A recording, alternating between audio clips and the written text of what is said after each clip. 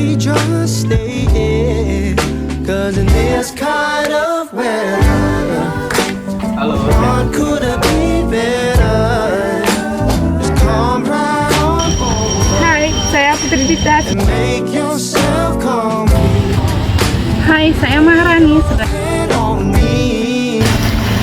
Hai, saya Nurul. Stay sober, 'cause nobody's in Halo, nama saya Firzi Artal. and things they ain't perfect, but I wouldn't change a thing. Baiklah, kali ini saya akan membahas 3 konsep penting dalam keuangan yang sering membingungkan. Pengertian biaya, pengertian belanja, dan pengertian pengeluaran. Mari kita urai satu persatu dengan contoh sederhana. Pengertian biaya dan beban. Pertama, mari kita pahami pengertian dari biaya. Biaya merupakan pengorbanan sumber daya biasanya dalam bentuk uang untuk memperoleh manfaat di masa depan dan diakui sebagai aset dalam neraca karena manfaatnya belum habis. Sementara itu, beban adalah bagian dari biaya yang telah habis manfaatnya dalam periode akuntansi tertentu. Langsung mengurangi laba dan dicatat dalam laporan laba rugi. Bayangkan Anda membeli sebuah laptop untuk bisnis online dengan harga laptop 10 juta rupiah adalah biaya. Kenapa? Karena laptop ini akan memberi manfaat untuk beberapa tahun ke depan dan tercatat sebagai aset di neraca Anda. Namun, setiap tahun laptop ini mengalami penyusutan. Katakanlah 2 juta rupiah itu. Nah, 2 juta rupiah ini adalah beban karena merupakan bagian dari biaya laptop yang telah terpakai dalam 1 tahun dan mengurangi laba Anda. Pengertian pengeluaran. Terakhir, adapun pengertian pengeluaran dalam konteks keuangan pemerintahan daerah merujuk pada tindakan mengeluarkan uang dari kas daerah yang dapat berbentuk berbagai jenis pembiayaan seperti pembentukan dana cadangan, penyertaan modal pada BUMD, pembelian surat berharga, pelunasan utang, atau pemberian pinjaman. Meskipun tidak semua pengeluaran dikategorikan sebagai belanja. Ketika pemerintahan daerah memberikan pinjaman kepada BUMD atau ketika membeli obligasi untuk investasi, ini adalah pengeluaran, tapi bukan termasuk belanja karena sifatnya pembiayaan. Jadi, biaya adalah pengorbanan untuk dapat manfaat di masa depan, belanja adalah biaya yang sudah terpakai, belanja bisa untuk operasional atau aset, pengeluaran bisa lebih luas lagi termasuk untuk pembiayaan. Materi selanjutnya adalah tentang konsep beban dan belanja. Yang pertama ada objek biaya. Objek biaya atau biasa disebut dengan cost object merupakan segala sesuatu yang menjadi tujuan pembebanan biaya. Objek biaya bisa berupa produk, barang atau jasa, program, kegiatan, fungsi, unit kerja, atau organisasi secara keseluruhan. Untuk menjalankan program, kegiatan, fungsi, dan organisasi juga diperlukan biaya. Sebab, tanpa dibiayai maka hal-hal tersebut tidak akan terlaksana dengan baik. Yang kedua ada perunutan biaya. Hubungan biaya dengan objek biaya perlu dianalisis secara cermat untuk memperoleh keakuratan dalam pembebanan biaya.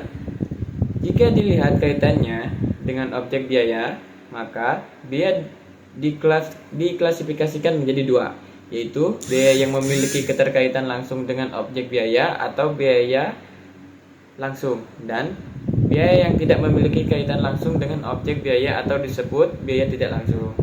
Biaya langsung memiliki hubungan yang jelas dengan objek biaya, sehingga dapat dihitung secara lebih akurat.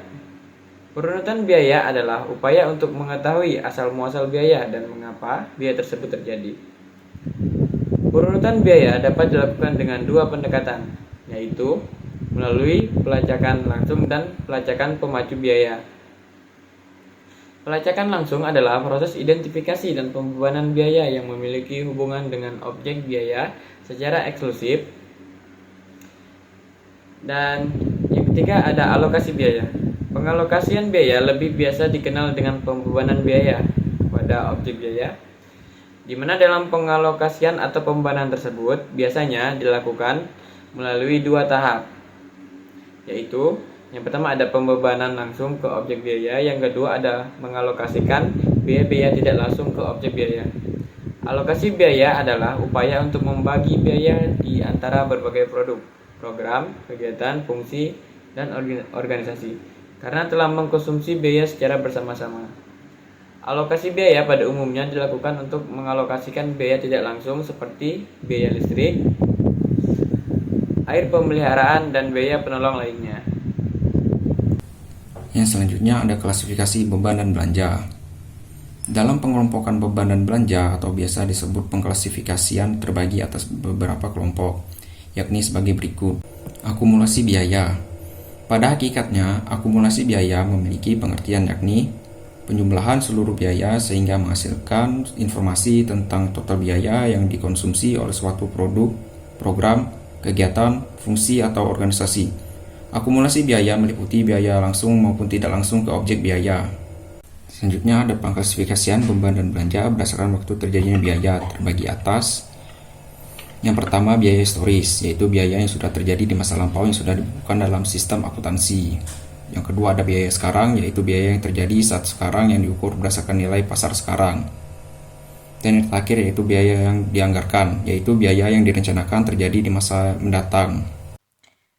Baik, selanjutnya saya akan menjelaskan mengenai klasifikasi beban dan belanja berdasarkan hubungannya dengan aktivitas yang terbagi atas. Yang pertama, ada biaya langsung. Biaya langsung adalah biaya yang langsung terkait dengan kegiatan. Lalu, yang kedua ada biaya tenaga kerja langsung.